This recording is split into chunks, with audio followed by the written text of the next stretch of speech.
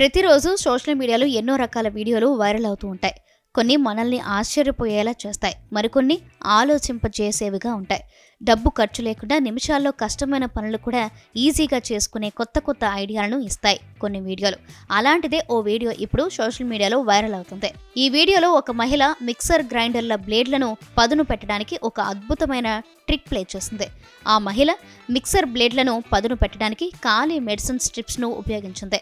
వాడేసిన మందుల కవర్లను చిన్న ముక్కలుగా కోసి ఆ ముక్కలన్నిటినీ మిక్సీ జార్లో వేసి బాగా గ్రైండ్ చేసింది. వీడియో చివరిలో ఆ మహిళ మిక్సీ మూత తెరిచి చూస్తే అందులో వేసిన మందుల స్ట్రిప్లు చెక్కు చెదరకుండా ఉన్నాయి.